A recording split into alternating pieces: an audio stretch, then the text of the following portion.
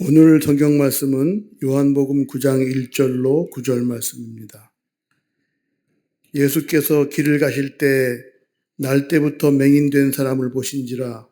제자들이 물어 이르되 랍비여, 이 사람이 맹인으로 난 것이 누구의 죄로 인함이니이까? 자기니이까 그의 부모니이까? 예수께서 대답하시되 이 사람이나 그 부모의 죄로 인한 것이 아니라 그에게서 하나님이 하시는 일을 나타내고자 하심이라. 때가 아직 낮음에 나를 보내신 이의 일을 우리가 하여야 하리라. 밤이 오리니 그때는 아무도 일할 수 없느니라. 내가 세상에 있는 동안에는 세상의 빛이로라. 이 말씀을 하시고 땅에 침을 뱉어 진흙을 이겨 그의 눈에 바르시고 이르시되 실로암 못에 가서 씻으라 하시니, 실로암은 번역하면 보냄을 받았다는 뜻이라. 이에 가서 씻고 밝은 눈으로 왔더라. 이웃 사람들과 전에 그가 거린인 것을 보았던 사람들이 이르되 이는 앉아서 구걸하던 자가 아니냐. 어떤 사람은 그 사람이라 하며 어떤 사람은 아니라 그와 비슷하다 하거늘 자기 말은 내가 그라 하니. 아멘.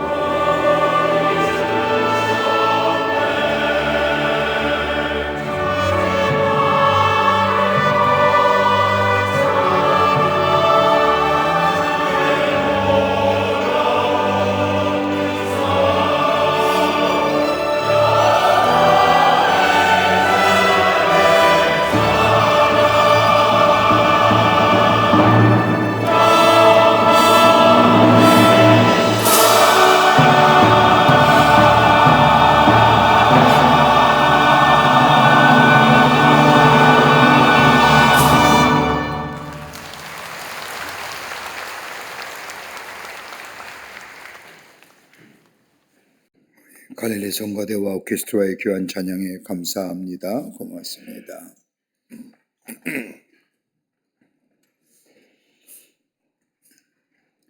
요한복음서에는 예수님께서 행하신 많은 기적 가운데 7가지의 기적만을 기록하고 있음을 보게 됩니다. 이는 요한복음의 기자인 요한이 예수님 행하신 기적 가운데 7가지만 보아서가 아니라 예수님 행하신 많은 이적 가운데 특별히 계시적 의미가 강한 몇 가지를 선별하여 기록한 것이라 할 것입니다.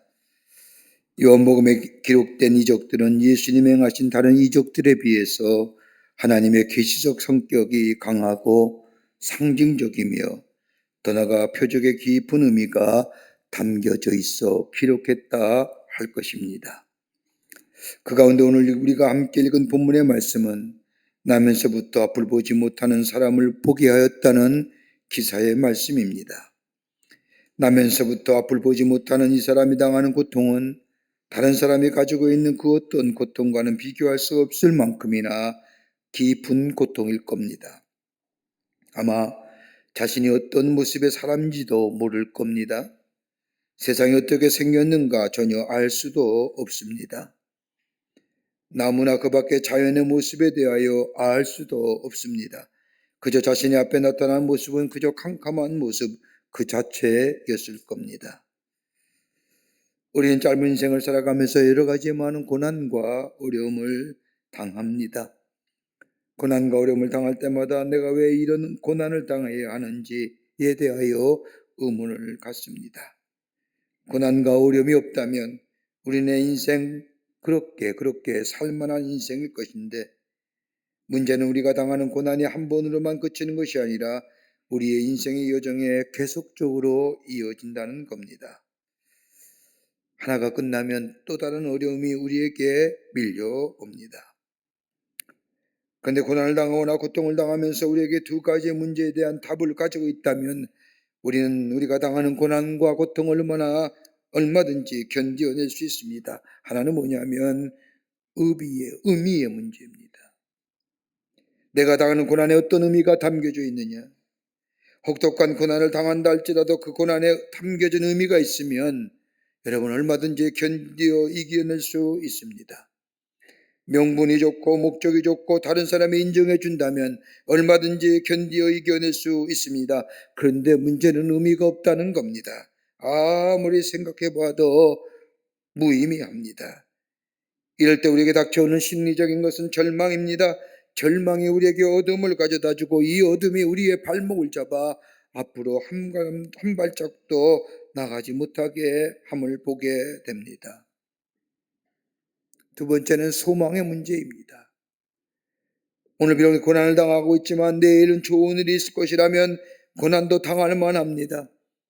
고난이 많으면 많을수록 그의 인생 그만큼 성숙함을 가져다 주기에 인내하며 견딜 수 있습니다.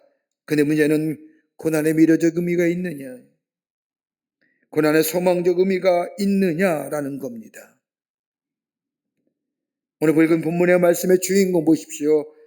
나면서 앞을 보지 못한 사람입니다. 고생한들 무슨 소용이 있겠습니까? 이 사람에게는 의미도 없고 더 나아가 소망도 없습니다. 의를 위한 고난도 아닙니다. 명분 있는 고난, 즉 나라를 위하여 고난을 당하거나 교회를 위하여 고난을 당하는 것도 아닙니다. 보다 나은 미래를 위하여 당하는 시련 또한 아닙니다. 보람도 없습니다. 의미도 없고 미래에 대한 소망이 없는 고난이기에 고난을 이겨내려는 마음 그에게는 없습니다. 그에게 가장 아픈 고난과 고통을 당하는 사람이라 말할 수 있습니다. 예수님이 제자들과 함께 길을 가시다가 날 때부터 소경인 이 사람을 만납니다. 그러다 문득 제자들이 예수님께 묻습니다. 랍비여, 이 사람의 소경으로 난 것이 네 죄로 인함이오니까 자신의 죄입니까? 아니면 그 부모의 죄입니까? 이러한 제자들의 줄매는 잘못된 2가지의 생각이 그 속에 담겨져 있습니다. 하나는 뭐냐면 인과율의 문제입니다. 모든 고난은 죄로 인한 것이다. 아마도 지금의 시대를 살고 있는 사람들의 공통된 질문의 모습일 것입니다. 그러면서 누구의 죄로 인하여 저 사람이 고난을 당하느냐? 저렇게 고난을 당한다고 한다면 분명히 원인이 있을 것이 아니냐라고 하는 철저하게 제자들은 예수님을 향하여 한 사람의 고난을 인과율의 문제로 바라봅니다. 또 하나 있다고 한다면 미신적 이해입니다. 네 죄 때문이냐라는 겁니다.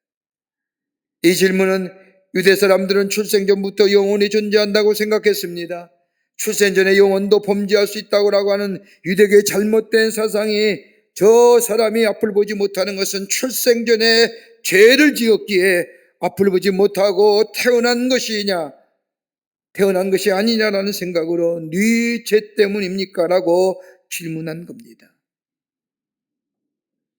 인간이 당하는 고난에 대하여 제자들은 잘못된 생각과 더불어 잘못된 인식 속에 예수님 앞에 질문했지만 예수님은 이러한 질문에 제자들과의 다른 관점으로 말씀하십니다. 하나님이 하시는 일을 나타내고자 하십니다. 철학적이거나 인간적인 생각이나 미신적인 관점에서 고난을 해석한 것이 아니라 하나님의 일, 하나님의 사역으로 저 고난을 해석하셨다는 겁니다. 인간이 만든 불행이 아니요 뒤에는 하나님의 손길이 있다는 겁니다. 심판적 차원으로 고난을 보신 것이 아니라 구원적 차원으로 고난을 보시고 있다는 겁니다. 그러면서 예수님은 땅에 침을 뱉어 진흙을 이겨 그의 눈에 바르시고 실로암 묵가에 가서 씻으라 하십니다. 이 말씀을 듣고 날 때부터 보지 못했던 사람이 예수님이 말씀하신 대로 실로암 묵가에 가서 씻으니 그의 눈이 보게 되었다라고 하는 것이 오늘 본문의 말씀의 내용입니다. 여러분, 왜 요한은 그 많은 예수님의 이적 가운데 유독 이 이적의 말씀을 여기다 적었을까요? 예수님이 하시는 말씀이 무슨 말씀일까요? 예수님이 말씀하신 이 사건, 이 일, 하나님의 계시적 말씀, 상징적 의미가 이 속에 담겨져 있을 터인데 오늘 우리에게 이 사건을 통하여 하시고자 하는 말씀이 무엇일까요? 함께 말씀을 나누며 은혜를 나누고자 합니다. 첫째는 우리의 인생의 빛을 비추시는 예수님이십니다. 예수님이야말로 우리의 인생의 빛을 비추어 주신다는 겁니다. 오늘 본문의 4절 말씀을 보십시오. 제자들이 묻기를 랍비여 이 사람의 소경이 난 것이 네 죄로 인함이오니까 자신의 죄입니까? 아니면 그 부모의 죄입니까? 라고 하는 질문에 예수님은 하시님이 하시고자 하는 일을 나타내고자 하심이라고 말씀하시며 예수님이 이 땅에 오셔서 예수님이 해야 하신 일에 대하여 말씀하시며 9장 5절의 말씀을 보면 내가 세상에 있는 동안에는 세상의 빛이로라 라고 말씀하십니다. 예수님이 이 땅에 오신 목적을 제자들에게 분명하게 말씀하시는데 다름 아닌 빛을 주시기 위해서 우리 예수님이 이 땅에 오셨다는 겁니다. 여러분, 빛에서 몇 가지 특징이 있지요. 하나는 밝아지게 합니다. 빛은 우리에게 밝음을 가져다 줍니다. 빛이 비추어 밝으면 더불어 우리의 마음이 또한 밝아집니다. 여러분, 어둠을 좋아하는 사람, 무엇인가 문제가 있는 사람입니다. 어색한 것, 어두운 것 찾는 사람을 보면 좋은 사람이 별로 없습니다. 밝은 곳에 빛은 우리에게 밝음을 가져다 줍니다. 또한 빛이 있으면 우리의 마음도 밝아집니다. 어둠이 있으면 우리의 마음이 어둠컴컴하고 두려움이 있지만 빛이 있으면 우리의 마음도 밝습니다. 더불어 빛이 있는 곳에는 치유를 통하여 회복의 역사가 일어납니다. 여러분, 목이 아프거나 눈이 아파서 병원에 가면 주사를 맞고 꼭 하는 것이 있다고 한다면 아픈 부위에 빛을 쐬게 합니다. 그러기에 빛은 치유시켜줍니다. 치유의 역사가, 회복의 역사가 일어납니다. 더 나아가 빛이 있으면 거기에는 성장이 있습니다. 여러분, 식물의 자람을 보십시오. 아무리 좋은 영양분을 준다 할지라도 빛이 없으면 성장이 없고 열매가 없습니다. 가을에 익어가는 곡식들을 보십시오. 적정한 온도에 그리고 낮에 따가운 햇빛이 비춰질 때에 열매가 익어갑니다. 이처럼 빛은 생명의 소생함과 더불어 열매를 맺게 해줍니다. 또 하나, 영적으로 빛이 있을 때에 무엇이 옳고 무엇이 그름이 분별하게 됩니다. 빛을 모르고 살 때에는 어둠에서 행하는 일들이 당연하게 여겨졌던 것들이 빛 대신 예수님이 우리 안에 계시니 분별하게 됩니다. 분별할 뿐만 아니라 멀리합니다. 멀리할 뿐만 아니라 몰아냅니다. 이게 빛의 역사입니다. 날 때부터 앞을 보지 못하는 사람, 이 사람에게는 어둠을 넘어서 절망입니다. 빛이 없습니다. 그러기에 마음이 어둡습니다. 성장을 통한 열매 또한 그의 삶에서 사라진 지 오래입니다. 더더구나 무엇이 옳은지 그른지 모르는 사람입니다. 그러나 그에게 예수님이 오셔서 그에게 빛을 비추어 주셨습니다. 여러분, 하나님께서 하신 일 중에 우리 인간의 역사 가운데, 아니 우리의 삶 속에 하나님이 하실 일 가운데 최고의 일이 무엇일까요? 내 생에 가장 최고의 것들이 어떤 걸까요? 내가 예수 믿고 나서. 그건 다름이 아니라 우리 예수님이 이 땅에 오셔서 우리의 죄를 대신하여 십자가에 돌아가신 십자가의 사건일 겁니다. 믿으십니까? 믿으셔야 됩니다. 우리의 죄를 대신하기 위하여 우리를 구원하시기 위해서 이 땅에 오셔서 하나님 나라의 복음을 전하시고 십자가에 죽으셨습니다. 우리의 죄에서 구원하여 주셨습니다. 우리에게 영원한 삶을 주셨습니다. 여러분, 이거보다 귀한 일이 어디 있을까요?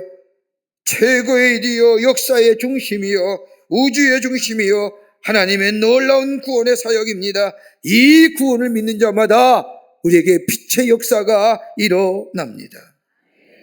이 빛이 우리 안에 비추게 될 때에 우리의 삶이 새로워집니다. 우리 마음을 잡고 있는 어둠이 사라집니다. 절망의 그늘에서 신음하던 삶의 새로운 소망의 삶을 살아가게 합니다. 세상을 향하여 달려가던 우리의 삶이, 그러기에 무엇이 그런지 어른지 분별하지 못했던 우리의 삶이 예수 안에서, 빛 대신 예수 안에서 옳고 그름이 분명해집니다. 죄악으로 얼러진 우리의 삶이 빛에 비추게 될 때에 우리의 삶은 더 이상 어둠 속에 방황하던 삶이 아니라 새로운 생명의 삶으로 새롭게 태어납니다. 더 나아가 우리 안에 빛이 비추음으로 인하여 우리의 삶이 성장과 더불어 성숙의 삶을 살아가게 되고 그 안에 풍성한 열매를 맺게 해 주십니다. 그러기에 요한복음 15장 4절의 말씀에 내 안에 거하라 나도 너희 안에 거하리라고 말씀하시면서 너희는 가지라 그가 내 안에 내가 그 안에 거하면 사람이 열매를 많이 맺나니 나를 떠나서는 너희가 아무것도 할 수 없음이라 라고 말씀하신 것처럼 우리 예수님이 우리 안에 거하실 때에, 내가 예수 안에 거할 때에 우리의 심령이 밝아지며 우리의 육과 우리의 혼과 우리의 영이 성장하며 치유와 회복의 역사가 있을 뿐만 아니라 옳고 그름을 분별하여 바른 분별력을 가지고 이 땅에 온전하고도 하나님의 놀라운 역사를 경험하는 하나님의 백성의 삶으로 살아가게 되는 줄 믿습니다. 이 얘기하시고자 하는 거예요. A.W. 타겟이라고 한 사람이 쓴 단편소설 가운데, 창이란 단편소설 가운데 이런 이야기 하나가 있습니다. 어느 작은 병실에 두 남자가 입원해 있었는데 한 사람 폐암 말기 선고를 받은 환자이고 또 한 사람은 디스크 환자입니다. 디스크 환자는 수술받은 지 얼마 되지 않아 침대에 꼼짝없이 누워 있어야 했지만 폐암 환자는 하루에 1시간 정도는 자리에서 일어나서 창밖을 내다보곤 했습니다. 병세로 보자면 폐암 말기 환자의 상황이 더욱 절망적이지만 이 폐암 환자는 왠지 그 얼굴에는 왜 그런지 늘 기쁨을 간직하고 있는 겁니다. 하루는 디스크 환자가 황박을 보고 있는 폐암 환자에게 묻습니다. 밖에 무엇이 보입니까? 그랬더니 폐암 환자가 지그시 눈을 감고 이렇게 말하는 겁니다. 아름다운 호수가 있습니다. 거기에 보트 한 척이 떠 있고요, 백조가 한 가락이 떠 있고 호숫가를 산책하는 여인들과 잔디밭에 놀고 있는 어린아이 얼굴이 보입니다. 이 말을 듣고 있던 디스크 환자의 얼굴은 갑자기 분노로 일그르기 시작합니다. 그는 폐암 환자의 얼굴에 늘 기쁨이 있는 까닭은 다름 아닌 그의 침대가 창문 곁에 있기 때문이고 자기는 차별 대우를 받고 있다는 생각을 합니다. 그래서 빨리 폐암 환자가 죽어나가면 저 창가의 침대를 차지해야겠다는 생각까지 합니다. 그러던 어느 날 밤 폐암 환자가 심하게 기침을 하면서 신음하기 시작을 합니다. 디스크 환자는 비상벨을 눌러서 의사를 부를까 하다가 침대를 차지하겠다는 생각에 모른 척하고 돌아눕습니다. 아침에 밝아올 무렵 갑자기 저 침대가 조용해졌고 고통받던 폐암 환자는 그의 기대대로 세상을 떠났습니다. 비어있는 자리에 병원의 허락을 받아 드디어 창문 곁에 침대로 옮기게 되었습니다. 그는 옮기자마자 힘든 힘을 다해 침대를 붙잡고 일어나 창밖을 내다보았습니다. 그런데 놀랍게도 창밖에는 저 폐암 환자가 얘기했던 아름다운 호수와 보트와 백조와 그리고 떠다니 호숫가를 산책하는 여인과 잔디밭에 노는 아이들은 온데간데 없고 회색의 콘크리트 담벼락뿐이었습니다. 그는 그제서야 폐암 환자의 기쁨이 환경 때문에 생긴 기쁨이 아니라 그가 선택한 기쁨이었음을 깨닫게 됩니다. 기뻐할 수 있는 상황 속에서도 기쁨을 창조적인 상상으로 선택하였던 겁니다. 여러분, 선택은 다른 사람의 강요에 의해서 선택하고 결단하는 것이 아니라 내가 하는 겁니다. 내가 예수님을 나의 삶의 주인으로 모시고 살 때에 이러한 삶의 선택과 결단이 내 안에 있을 때에 내 안에 심령이 밝아지며 우리의 영과 우리의 혼과 우리의 육이 성장을 가져올 뿐만 아니라 내 안에 치유와 회복의 역사를 경험할 뿐만 아니라 옳고 그름의 분별할 여를 가지고 살아가는 하나님의 복된 백성, 하나님 나라의 온전한 하나님의 사랑으로 살아가는 놀라운 역사가 있게 될 줄 믿습니다. 아무리 절망의 삶이 있다 할지라도 예수님 우리의 빛이 되어주시고 우리의 선한 목자가 되어주시는 예수님, 그 예수님을 내 안에 모시고 살 때에 우리의 삶은 푸른 초장과 쉴만한 물가로 인도해 줄 뿐만 아니라 내 안에 새로운 생명의 역사를 이루어가는 놀라운 축복을 허락해 주실 줄을 믿습니다. 두 번째는 치유와 회복의 선이신 예수님이십니다. 예수님은 치유자요 회복자가 되어주신다는 겁니다. 오늘 본문의 말씀을 보면 예수님은 참으로 기이한 일을 하십니다. 예수님께서 땅에 침을 뱉어 진흙으로 익으시고 날때부터 앞을 보지 못하는 사람의 눈에 바르십니다. 어떻게 보면 참으로 비위생적인 일입니다. 매우 조심스러운 일이 있다고 한다면 여러분, 장애인에게 있어서의 장애 부분에 대하여 말하거나 건드리는 행위는 대단히 신뢰됩니다. 장애인에게 장애되는 부분이나 그로 인하여 얘기하는 행위는요, 아무렇게 얘기하는 건 아니에요. 신뢰를 넘어서 모욕적인 행위예요. 그런데 오늘 본문의 말씀을 보면 예수님은 앞을 보지 못하는 사람의 아픈 부분을 거쳐 자신의 침을 뱉어 진흙을 이기시고 그 사람의 눈을 발라주십니다. 여러분, 아무나 웬만한 사람이 아니 자존심이 있는 사람이라면 이러한 예수님의 행동에 이렇게 정도는 얘기할 수 있을 겁니다. 여보시오, 내가 아무리 앞을 보지 못한다고 무시하는 것이요, 이런 무리한 일이 어디 있으라고 말 안 하는데 이 사람은 예수님의 행동에 가만히 있습니다. 그리고 예수님이 말씀하신 대로 저 실로암 못가에 가서 씻으라 할 때 그 말씀대로 순종하여 실로암 못가에 가서 씻습니다. 어떤 신학자들은 이러한 예수님의 행동에 대하여 의학적 근거가 있다고 말합니다. 왜요? 인간의 침에는 해독작용하는 요소가 있기에 예수님이 침을 바르셨다는 겁니다. 그러나 이것보다 더 중요한 사실이 있다고 한다면 다름이 아니라 상처를 만져주시는 예수님입니다.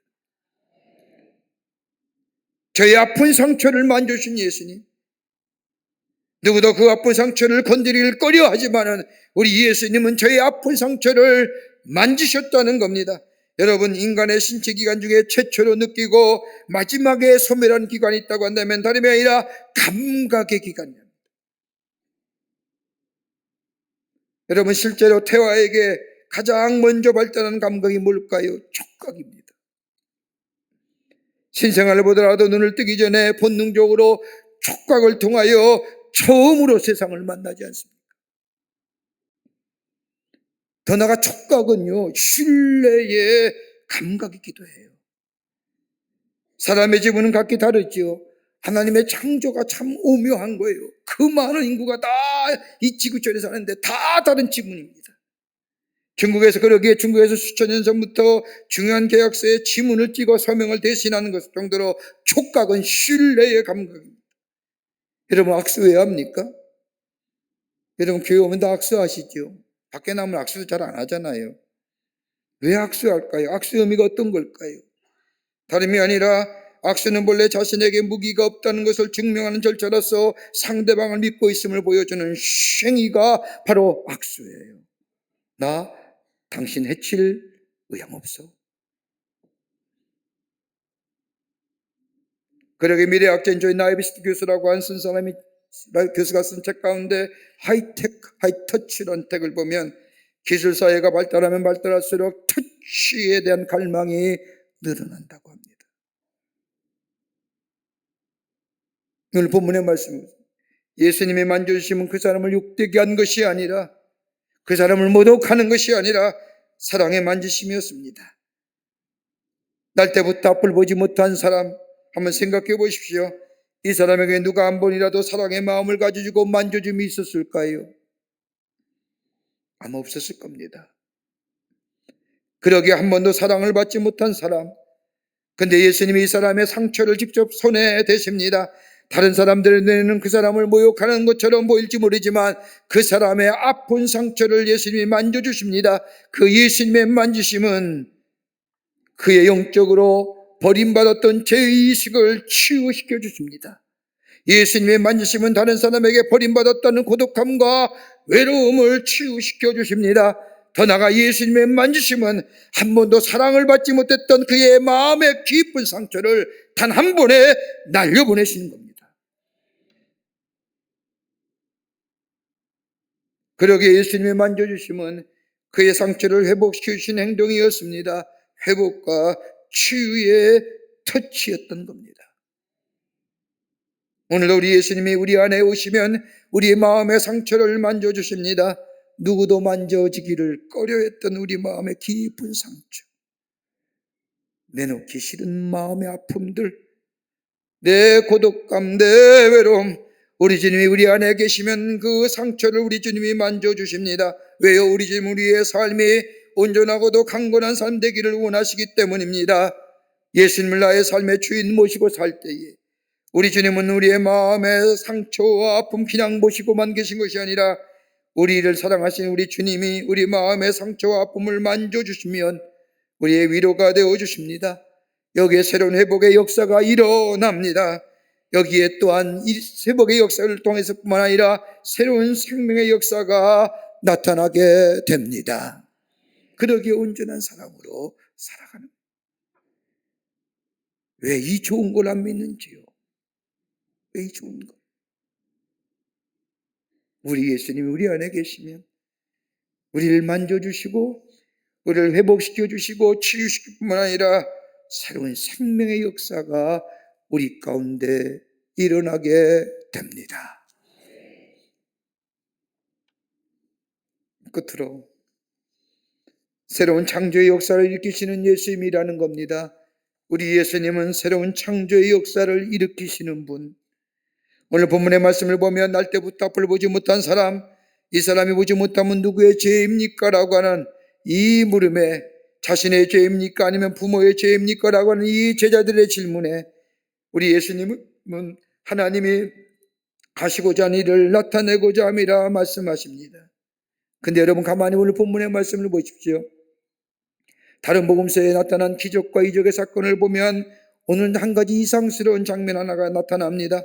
다른 복음서의 말씀을 보면 이적과 치유 역사를 경험한 사람들, 자신들의 간절한 소원을 가지고 하나님께 아뢰거나 하면 예수님께 나와 고쳐달라고 말합니다.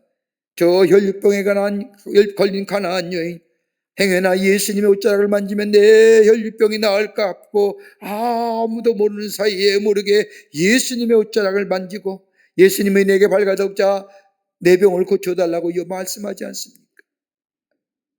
바디메오는 어떻을까요? 앞을 보지 못하는 바디메오, 자신의 동네에 예수님이 지나간다는 소식을 듣고 예수님 오기만을 기다리는 후에 웅성거리는 소리 나자 예수를 향하여 다윗의 자손이요 나를 고쳐달라고 얘기하지 않습니까? 근데 오늘 본문의 말씀에 하나도 없습니다. 예수님께 고쳐달라고 말하지 않습니다. 오히려 제자들이 지나가다가 이 사람을 보고 저 사람의 앞을 보지 못하는 것이 누구의 죄입니까? 자신의 죄입니까? 부모의 죄입니까? 문제 제기한 거예요. 그런데 이 사람 예수님의 만남으로 새로운 역사의 창조를 경험합니다. 오늘 본문의 말씀에 두 가지 것을 얘기하려고 합니다. 왜 요한이 이 기사를 여기에 썼느냐? 하나님이 아니라 예수 만나게 될 때에 창조의 역사가 일어나고, 또 하나 때문에 예수의 말씀에 순종하게 될 때에 생명의 역사가 일어난다는 얘기입니다. 이거 얘기하는 거죠. 여러분 본문의 말씀을 한번 묵상해 보세요. 가만히 생각해 보십시오. 이런 생각 안 들까요? 누가 눈을 뜨게 해달라고 한 것도 아니지요. 제자들이 지나가다가 자기를 놓고 이 사람의 앞을 보지 않은 것이 누구의 죄 때문입니까? 여러분 이 얘기 들으면 가만히 있을까요? 여러분 어떻게 하실래요? 그래 내가 죄인이라고 하자. 그러면 너희들은 죄가 없어서 눈 뜨고 다니냐? 이런 얘기 하지 않았을까요? 또한 예수님께서 자신의 침을 뱉어 진흙을 이겨 자신의 눈에 발라줄 때에 아무리 감겨준 눈이지만 눈 진흙이라는 이물질이 들어오는데 가만히 있을 수 있는 사람이 어디 있을까요? 소리칠만 하잖아요. 그런데 이 사람은 가만히 있습니다. 가만히 있을 뿐만 아니라 실로암 목가에 가서 쓰라는 예수님의 말씀에 그대로 믿고 순종하여 갑니다. 의심이 생기지 않았을까요? 푸념 같은 거 안 왔을까요? 오늘 죄수 되게 없네. 돈이라도 주지 돈 한 푼 안 주면서 실로암 가서 씻으라고 이런 얘기 안 했을까요? 왜 내 눈에 손해대?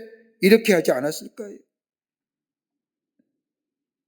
이게 상식적인 거예요. 그런데도 이 사람은 의심까지 생기면서도 하나 예수님의 말씀에 순종합니다. 그리고 묵묵히 실로암까지 가서 자신의 손으로 물을 떠서 눈을 씻습니다. 그러자 눈이 번쩍 뜨인 거예요. 자기도 놀라고 오늘 성경 말씀에 모든 사람이 놀랐다고 말씀합니다. 놀라운 이적의 역사를 경험한 이 사람에게 만나는 사람보다 물어봅니다. 너를 눈뜨게 한 자가 누구냐? 이러한 질문에 오늘 이 사람 뭐라고 대답합니까? 한 가지 아는 것은 내가 소경으로 있다가 지금 보는 그것이니이다. 내 안에 생명의 역사와 더불어 창조의 역사가 중요한 거지. 내가 예수로 인하여 내 안에 보게 되었다는 것이 중요한 거지. 내 안에 생명적 역사와 창조의 역사가 일어났다는 것이 중요한 거예요.